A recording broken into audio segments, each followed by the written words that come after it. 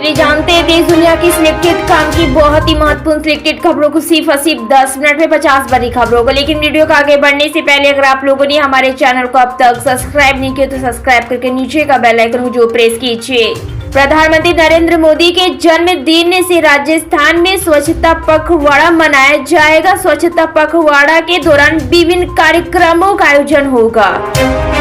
प्रधानमंत्री नरेंद्र मोदी आज झारखंड के दौरे पर है। झारखंड में होने वाले विधानसभा चुनाव से पहले जमशेदपुर परिवर्तन महारैली में पीएम नरेंद्र मोदी विपक्ष पर तीखा हमला बोला है। झारखंड में चुनावी बिजुल फूंकते हुए पीएम मोदी ने कहा कि झारखंड के 3 सबसे बड़े दुश्मन हैं, जेएमएम, आरजेडी और कांग्रेस। ये सिर्फ मजहब के नाम पर वोट मांगते हैं। भाजपा के नेतृत्व वाली एनडीए सरकार अपने मौजूदा कार्यकाल के अंदर एक राष्ट्र एक चुनाव लागू करेगी। उन्होंने विश्वास जताया है कि उन्हें पार्टी लाइनों से समर्थन मिलेगा। सूत्रों की तरफ से ये जानकारी सामने आई है। कांग्रेस के वरिष्ठ नेता अधीर रंजन चौधरी ने दिल्ली के मुख्यमंत्री अरविंद केजरीवाल के इस्तीफे के ऐलान पर प्रतिक्रिया दी। उन्होंने कहा है कि अगर किसी को लगता है कि इस धोखे से समस्या का समाधान होगा तो यह समाधान नहीं बल्कि समाधान का एक विकल्प है और उसे ज्यादा यह मुश्किलें पैदा करेगा।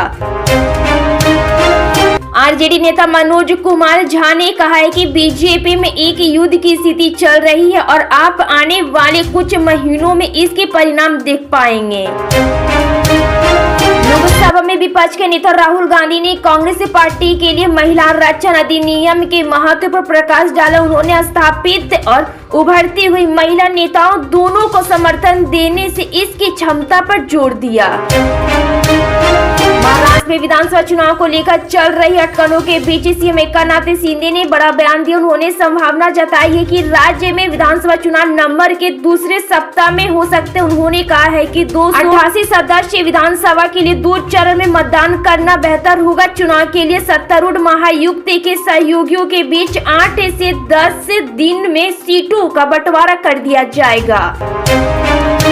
सुप्रीम कोर्ट से जमानत मिलने के बाद तिहाड़ जेल से रिया केजरीवाल पार्टी मुख्यालय पहुंचे और कार्यकर्ताओं को संबोधित किया। उन्होंने ऐलान किया है कि वह 2 दिनों के बाद सीएम पद से इस्तीफा दे देंगे। उनकी इस घोषणा से सभी को चौंका दिया। हालांकि सूत्रों की माने तो केजरीवाल के इस्तीफे का यह ऐलान अचानक नहीं हुआ है बल्कि उन्होंने जेल में ही पद छोड़ने का फैसला कर लिया था। देश में बेरोजगारी को देखते हुए राजस्थान सरकार ने युवाओं को रोजगार देने के लिए एक पहल की है। इसी बीच राजस्थान सरकार ने आने वाले 5 साल में 10 लाख युवाओं को नौकरियों देने का ऐलान किए हैं। दिल्ली के सीएम अरविंद केजरीवाल ने 2 दिन में अपने पद से इस्तीफा देने की घोषणा कर दी। इस पर आम आदमी पार्टी के नेताओं की प्रतिक्रिया भी आ रही है। आप सांसद राघव चड्ढा ने इस पर प्रतिक्रिया देते हुए कहा उन पर तोहमत लगाई गई, आरोप लगाया गया। उन्होंने अपनी ईमानदारी की परीक्षा और अग्नि परीक्षा देने का फैसला किया है। दिल्ली की जनता झाड़ू का बटन दबाकर केजरीवाल जी को ईमानदार घोषित करेगी। मध्य प्रदेश में रोजगार के अवसर बढ़ाने की सरकार लगातार वकालत कर रही है। इसी कड़ी में मुख्यमंत्री मोहन यादव कोलकाता जा रहे उद्योगपतियों से मुख्यमंत्री मध्य प्रदेश में निवेश पर चर्चा करेंगे। छत्तीसगढ़ के मुख्यमंत्री विष्णुदेव साय प्रदेश के विकास के साथ साथ राज्य के लोगों के जीवन को भी बेहतर बनाने पर भी काम कर रहे हैं। इसके लिए राज्य सरकार द्वारा कई योजनाएं भी चलाई जा रही है। कर्नाटक में मुख्यमंत्री सिद्धार्थ मौर्य के कार्यक्रम में बड़ी सुरक्षा चूक का मामला सामने आया। यहां एक युवक सुरक्षा घेरों को तोड़कर सीएम सिद्धार्थ मौर्य के मंच तक पहुंच गया। प्रधानमंत्री नरेंद्र मोदी विभिन्न विकास परियोजनाओं का उद्घाटन और शिलान्यास करने के लिए 15 सितंबर से 17 सितंबर तक झारखंड, गुजरात और ओडिशा राज्यों का दौरा करेंगे। प्रधानमंत्री नरेंद्र मोदी आज देश को 6 नई वंदे भारत ट्रेनों की सौगात देंगे। प्रधानमंत्री कार्यालय की ओर से दी गई जानकारी में कहा गया है कि बेहतर कनेक्टिविटी के लिए वंदे भारत ट्रेनों का लगातार विस्तार हो रहा है। आज नई ट्रेनों को इस बेड़े में शामिल किया जाएगा। मेक इन इंडिया पहल के तहत डिजाइन की गई ये ट्रेनें यात्रियों के लिए बेहतर कनेक्टिविटी और लग्जरी मुहैया कराएगी। मध्य प्रदेश के पूर्व मुख्यमंत्री दिग्विजय सिंह ने आरोप लगाया है कि भारतीय जनता पार्टी मध्य प्रदेश में फर्जी सदस्य बना रही है, जबकि बीजेपी ने पूर्व सीएम दिग्विजय सिंह के आरोपों को पलटवार करते हुए उन्होंने गलत बताया है। बीजेपी का कहना है कि विधानसभा लोकसभा चुनाव में सदस्यों की संख्या का पूरा हिसाब किताब सामने आ जाता है। कोलकाता में पोस्ट ग्रेजुएट ट्रेनी डॉक्टर से बलात्कार हत्या के मामले में केंद्रीय जांच ब्यूरो सीबीआई ने आरजीकर मेडिकल कॉलेज अस्पताल के प्रिंसिपल संदीप घोष को गिरफ्तार कर लिया है। दिल्ली के मुख्यमंत्री अरविंद केजरीवाल आम आदमी पार्टी के वरिष्ठ नेताओं के साथ बैठक की है। इस बैठक में आगामी हरियाणा चुनाव को लेकर उन्होंने विस्तार से चर्चा की। आप के राष्ट्रीय महासचिव संदीप पाठक ने इस बैठक को लेकर बताया है कि चर्चा के दौरान हरियाणा चुनाव प्रभावी तरीके से लड़ने की रणनीति पर फैसला लिया गया। दक्षिण भारतीय राज्य कर्नाटक में भारतीय जनता पार्टी भाजपा के नेता सी नारायण स्वामी ने कांग्रेस चीफ मल्लिकार्जुन खड़गे पर बड़ा हमला बोला है। उन्होंने तंज कसते हुए कहा कि अगर वो राहुल गांधी को तुरंत प्रभाव से पार्टी से नहीं निकालते हैं तो यह साबित हो जाएगा कि वो गांधी परिवार के वॉचमैन चौकीदार है। असम के मुख्यमंत्री हेमंत बिस्वा शर्मा बांग्लादेश से कथित अवैध घुसपैठ को देखते हुए झारखंड में राष्ट्रीय नागरिक पंजीकरण एनआरसी तैयार करने की बात की।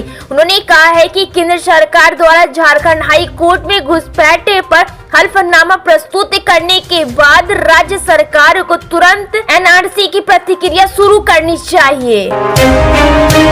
बिहार की राजनीति में अपना सिक्का आजमाने उतरे चुनावी रणनीति का प्रशांत किशोर ने एक बड़ा ऐलान किया। उन्होंने कहा है कि अगर उनकी नई राजनीतिक पार्टी सत्ता में आती है तो वह 1 घंटे के भीतर ही बिहार में शराबबंदी को समाप्त कर देंगे।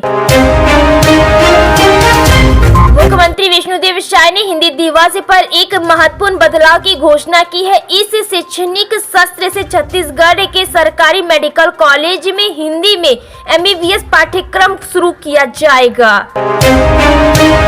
कुरुक्षेत्र चुनाव सभा को संबोधित करते हुए पीएम मोदी ने कांग्रेस पर निशाना साधा। उन्होंने लोगों से हरियाणा में एक बार फिर से बीजेपी सरकार बनाने का निवेदन किया।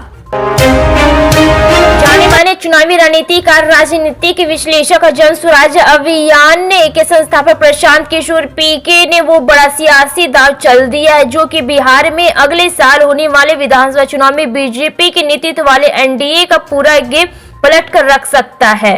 प्रधानमंत्री नरेंद्र मोदी आज 3 दिन के गुजरात दौरे पर रहेंगे। वह शाम 4 बजे गुजरात पहुंचेंगे और शाम 6 बजे राजभवन में सोमनाथ ट्रस्ट की बैठक की अध्यक्षता करेंगे। 16 सितंबर की सुबह 9:45 में प्रधानमंत्री गांधीनगर में पीएम सूर्य घर मुफ्त बिजली योजना के लाभार्थियों से संवाद करेंगे। विधानसभा चुनाव हो सकते हैं। इन चुनावों को लेकर सभी राजनीतिक दल अभी से ही कमर कस चुकी है। इसी बीच महायुक्त में सीएम पद की दावेदारी को लेकर खींचातान चल रही है। दिल्ली के मुख्यमंत्री अरविंद केजरीवाल ने मुख्यमंत्री पद से इस्तीफा देने का ऐलान किया। आप कार्यकर्ताओं को संबोधन के दौरान उन्होंने यह ऐलान किया है। अपने संबोधन में उन्होंने कहा है कि हम जनता के आशीर्वाद से भाजपा के सारे षड्यंत्र का मुकाबला करने की ताकत रखते हैं। उन्होंने आगे कहा है कि बीजेपी के आगे हम न झुकेंगे और न रुकेंगे और न ही बिकेंगे। गणपति मस्जिद को लेकर चल रहे कानूनी विवाद में उत्तर प्रदेश के मुख्यमंत्री योगी आदित्यनाथ के ताजा बयानों ने तूल पकड़ लिया है। आदित्यनाथ ने ज्ञानवापी को विश्वनाथ बताते हुए मस्जिद कहलाना दुर्भाग्यपूर्ण करार दिया गया है। जेल से रिहाई के बाद दिल्ली के मुख्यमंत्री और आम आदमी पार्टी के राष्ट्रीय संयोजक अरविंद केजरीवाल का जोश हाई। उन्होंने रविवार को पार्टी के नेताओं और कार्यकर्ताओं को संबोधित किया। इस दौरान उन्होंने बड़ा ऐलान किया। केजरीवाल ने कहा है कि आज से 2 दिन बाद मैं मुख्यमंत्री पद से इस्तीफा दे दूंगा। केजरीवाल ने कहा है कि मैं इस्तीफा इसलिए दे रहा हूं क्योंकि इन्होंने मुझ पर भ्रष्टाचार के आरोप लगाए हैं। झारखंड में होने वाले विधानसभा चुनाव 2024 से पहले प्रधानमंत्री नरेंद्र मोदी ने 15 सितंबर को झारखंड वासियों को कई सौगात दी है। चुनावी बिजुल फूटते हुए पीएम मोदी ने जमशेदपुर में कई परियोजनाओं का शिलान्यास किया है। बिहार के पूर्व डिप्टी सीएम तेजस्वी यादव ने मुख्यमंत्री नीतीश कुमार पर बड़ा आरोप लगाया। तेजस्वी यादव का कहना है कि नीतीश सरकार उन्हीं की जासूसी करवा रही है। उन्होंने सीबीआई और स्पेशल ब्रांच के द्वारा जासूसी की बात कही है। तेजस्वी के अनुसार राष्ट्रीय जनता दल आरजेडी की बैठकों में सीबीआई और स्पेशल ब्रांच के लोग मौजूद रहते हैं। नीतीश उनकी जासूसी करवा रहे हैं। पार्टी मीटिंग में क्या होता है, यह सारी चीजें सीबीआई और स्पेशल ब्रांच के लोग नोट करते हैं।